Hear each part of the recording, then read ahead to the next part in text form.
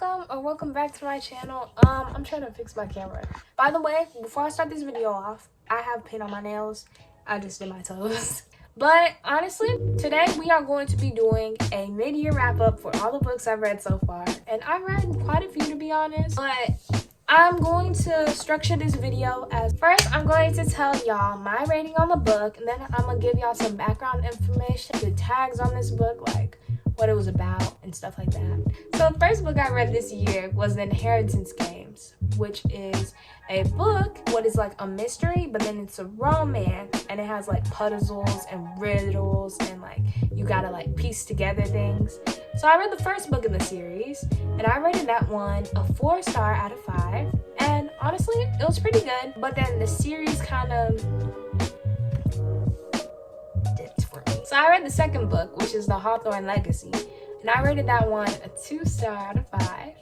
And I just thought this one had too many plot twists, and it was kind of a little bit forced. It was kind of doing too much, if that makes sense. Then I read The Final Gambit, which is the last book in the series, and I rated that one a 4-star out of 5, but I feel like I was being a little bit generous with that rating. Yeah, that's about it for that series. I was thinking about making a video on my opinions for that series, because I actually bought the books and they're over there, but I don't know if I have much to say on it, to be honest. And I read The Stolen Heir duology, which is a fantasy romance book, what is a spin-off on the Crow Prince series, which is Enemies to Lovers fantasy romance book, what I love, and it was one of my favorite reads from last year.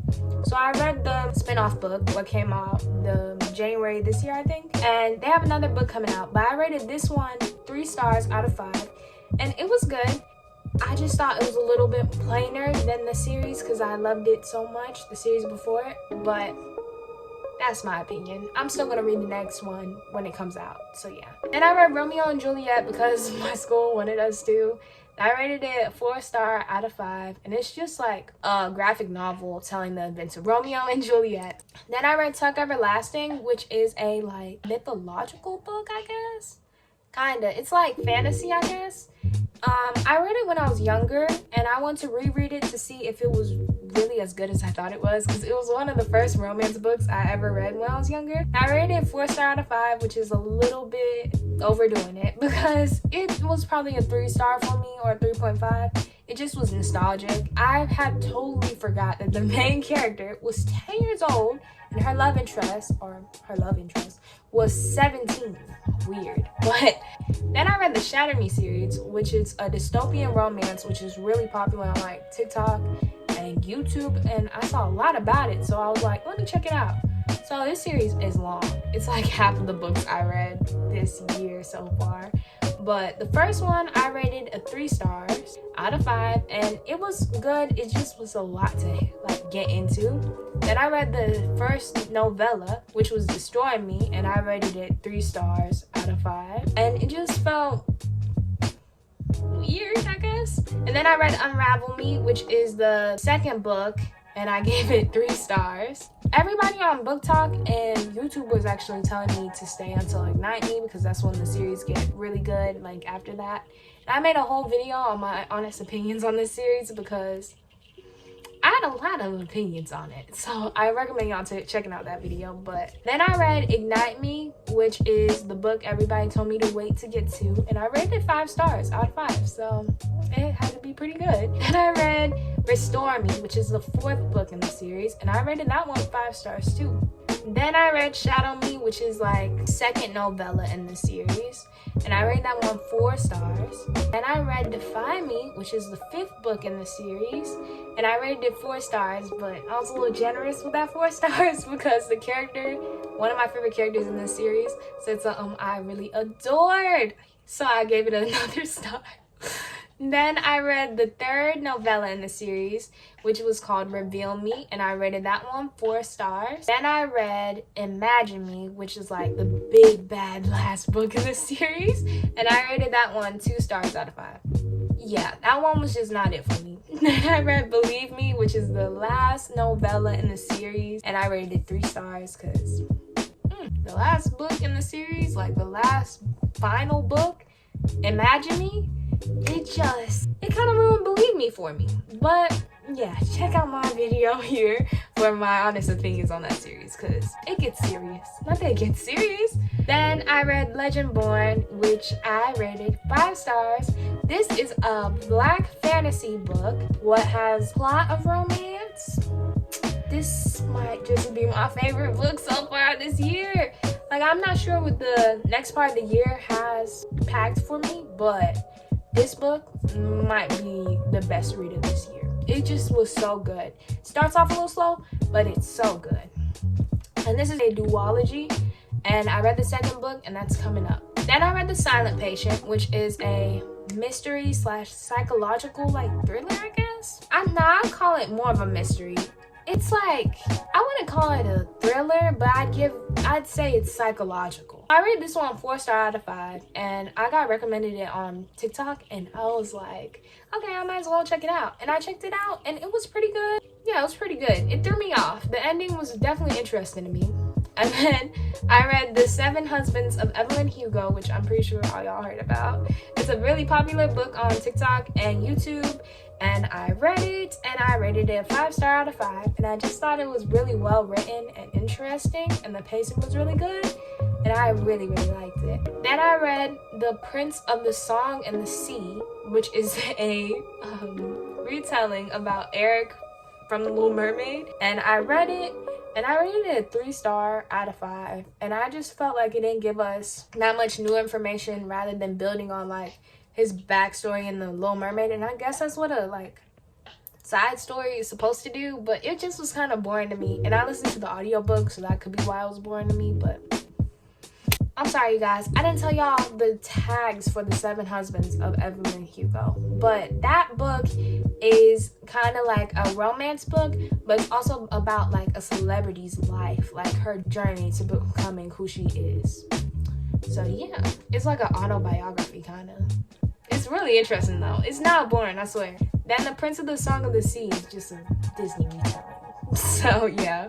Then I read A Good Girl's Guide to Murder, which is a mystery romance book, but it's definitely a lot more mystery. And I rated it 4 stars out of 5, and it was a good book, but this was the start of a series, so my opinion on the other books will come soon. Then I read Bloodmark, which is the second book in the Legendborn. I think it's gonna be a trilogy. And I read this one 4 stars out of 5. And this one was carrying the same tags, and it was very interesting and very fun. The ending kind of threw me off though, and that's why my rating was not a 5 star. Then I read Beach Read by Emily Henry, which is a romance book and a summer read. And I read it in spring. So I rated this one 4 stars out of 5. I thought it was an interesting book. I thought it was cute, but it just, I don't remember it like that. It was just a romance plain book, I feel like. Some people really love this book. It just wasn't all that for me. Then I read a Dork Diaries book, because sometimes when I get reading slumps, I read children books I really like. So I read the 10th one, which is Tales from a Not So Perfect Pet Sitter. And I rated this one 3 stars out of 5. And it was good. It was just about her babysitting or helping her crush with a fundraiser for dogs. Yeah, it was something like that. I don't really remember. This was quite a while ago. Then I read The Truth About Stacy, which is a book out of the Babysitters Club series. And I read those books sometimes when I get reading slumps too.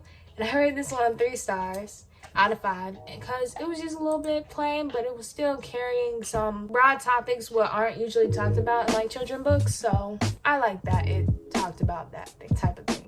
Then I read Claudia and the Mean Janine, which is another book in the Babysitters Club series. And then I rated this one 3 stars out of 5 as well. Then I read The Kiss of Deception, which is a book in the Remnant Chronicles series. This book is a fantasy romance, but it's before this series I really wanted to read. And the series is Dance of Thieves. It's really popular on TikTok. It's a really popular enemies to lovers book. And I really wanted to check it out, so I wanted to read the pre-series before it. But I only read this book, and I rated this one 3 stars out of 5. It just was a little boring to me, just a little. Then I read Defy the Night, which is another series, but it's a trilogy, but the last book hasn't came out yet, and I rated it 3 stars, and I'm not even gonna lie, put me in a reading slump, but I still pushed through, and I dropped this book, but I still pushed through and came back, and I finished it and I gave it 3 stars, and I thought it was okay. It's a fantasy book and it has romance. It just wasn't in the way I wanted it to be, so I got mad and I dropped it. Then I read Defend the Dawn, which is the second book in the series, and I rated this one a 4 star out of 5. This one was a lot paced better, like it was paced a lot better, but this one had themes in it and the characters were really making me mad. It was a lot interesting than the first one though. I think that's why I gave it a 4 star. And I read Love on the Brain, which is a romance book. It's by the creator of The Love Hypothesis, and I have read The Love Hypothesis, so I wanted to read Love on the Brain. So I rated this one 4 star out of 5, and it was good. I just think The Love Hypothesis is better. That's just my opinion on it. I still thought Love on the Brain was good for its own reasons, but I felt like it was a little rushed. So Love on the Brain and the rest of the books were all in my May reading wrap up, so if y'all want to hear more about these books, go click on that video. The next book I read this year was Good Girl Bad Blood, which is the second book in the Good Girls Guide to Murder trilogy, and I have rated this one a 3 star out of 5. It was carrying the same topics, and it just was like started a whole new mystery, and I thought it was going to build off of the mystery in the first book, but it started a whole new one, and it just was a little bit boring. It took me a lot longer to read, but then it caught up more at the last part of the book, and I was already just like kind of disconnected. And I read Every Summer After. I rated this one a 5 star out of 5. And this was a summer romance book, and it was really adorable. And it was childhood friends to lovers. I guess it was also kind of second chance romance or something like that. But yeah, it was really good. Then I read As Good as Dead, which is the last book in a Good Girls Guide to Murder trilogy. And I rated that one 3 stars out of 5. And this one was actually a lot better than the second one. So I don't know why I rated it 3 stars. Probably because they left me at a cliffhanger. Like, they ended the trilogy not with closure, but at a, oh, what happened after this type thing. It could be interpreted at its own way, and I don't like that. I needed closure. Then I read Dance of Thieves, which was the book I wanted to read after the Remnant Chronicle series, and I rated this one 2 stars out of 5. It was not given enemies to lovers, and it was not given the same energy as The Cruel Prince, and a lot of people told me it would, so I was really disappointed. Then I read Blood Like Magic, which is another black fantasy book and romance. I can't forget that. And this book I rated a 4 star out of 5. It was very interesting. I love this book. Like, it was really good. But I didn't give it a 5 star because the ending was just, I didn't like the main character's choices at the last part of the book, and it just kind of killed me, and it kind of killed my hope for the next book because it's having the next book, and it comes out this August. I'm so excited. Oh my gosh. Then I read Freddy Shadow Cards, which is a book in the Disney Descendants School of Secrets series, and I read it when I was younger once again, so I reread it to see, because it was like my favorite book when I was younger, and I reread it, and I rated it 3 star out of 5. And it wasn't horrible, but it wasn't great, like how I remember it. And it was just like fantasy, because they're like villain kids. And they were making references to the Princess and the Frog, but it wasn't done right. Not in my opinion. I read Confessions of an Alleged Good Girl, and I read this 4 star out of 5. And it's another romance book. And this one was not your average romance, in my opinion. I felt like it was planned out, like with touching on a broader subject, and I like that a lot. But then I read another book by this author, and I'll get to that, but I like the other book a little more. And I read Killjoy, which was the prequel in a Good Girls Guide to Murder series, and it was really short, but I rated it a 4 star out of 5, and it was interesting and gave us enough insight on the character for me to realize why it would have been a good prequel. So if I read it in the right order, I definitely would have understood the series a little bit more. Then I read The Girl from the Sea, which is a graphic novel, but it's a graphic novel romance. I read this one 4 star out of 5, and this was a pretty interesting book. It had representation, and I thought it was really adorable. And it was cute. I feel like it touched on cute topics and broad topics, but kind of doing it in a more subtle way. And the ending kind of made me a little bit mad, because I just wish we got a time skip, but we didn't. Then I read The Princess and the Grilled Cheese Sandwich, which was also a graphic novel, and it also had representation. It was also romance, and I read these in one day and I rated it 5 stars. I thought it was really good. I thought it was really interesting. I thought it was really cute and I loved it. And probably the longest book I read this year. I'm not quite sure if it is because some of my books I read on tour. I read Rock Bottom Girl, which was a 500-page book, and it was just like a plain romance book. It wasn't even fantasy or anything. And I rated this a 5 stars. It's just a really cute book. And honestly, I can't think of a trope that defines this book. It's just a really good book though, and I recommend y'all checking that out. Guys, these books, the books after I mentioned The Girl from the Sea, these were all in my June reading wrap-up. So those are all right there if y'all want to hear more about these books and my opinion on them. And I had read Coraline, which is about, it's like a horror low-key book, I feel like. It's giving horror. It's kind of supposed to give like mystery, I feel like. But obviously Coraline has a movie, and I had watched the movie before I read the book. So then I read the book and I rated it 4 stars. It was good. I just didn't know this character I loved, Ivy, was not in there. So I read it and I was very shocked that he wasn't in there. But yeah, I think that kind of influenced me not to give it 5 stars. But then I read Long Live the Pumpkin Queen, which was a story about the Nightmare Before Christmas, which is another Disney movie. But I had to read it because I wanted to see what was going on with it, to be honest. And I rated it 3.5. It was pretty good to be a retelling, but it still was kind of boring and just a little bit not that interesting. But I feel like it was a lot better than the Prince Eric retelling I had read this year. And I read Excuse Me While I Ugly Cry. This book, okay, see, it's a romance book, but it's not your average romance. Because it's about this girl who loses her diary, right? And it's like, it sounds very cliche, but I swear it's better than like To All the Boys I've Loved Before. This book was really good. Like, I rated it 5 stars. I had to though. It was really good. I recommend that book a lot. Then I read One True Loves, which is by the same author of The 7 Husbands of Evelyn Hugo. So I read this book and I rated it 4 stars out of 5. This is actually the most recent book I've read this year. So I rated this one a 4 stars out of 5, and it was a really good book. It was a romance book, but it wasn't your average romance either. It was about this woman whose husband died, and then she moved on with her life.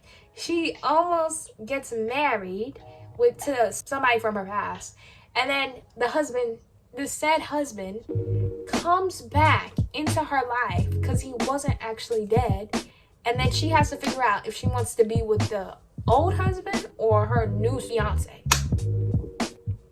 And it was interesting. So I rated it a 4 stars out of 5, but I rated it a 4 stars out of 5 because I didn't really care for the love interests like that. But that was just me, honestly. I'm sure some people like them more than I did. So yeah, that's all the books I've read so far this year, and the fact that this video is so long is making me think that this year's wrap-up of books is gonna be a storm. But that was my 47 books I'm pretty sure I read this year so far, and I hope you guys enjoyed this video. I'm not gonna keep y'all on this outro a little too long, but please like, comment, subscribe, and if you made it this whole way through, I love you, because I really appreciate when y'all watch my videos nearly all the way through. But that's all for today, and I really appreciate you all and love you all, and that's all. So goodbye.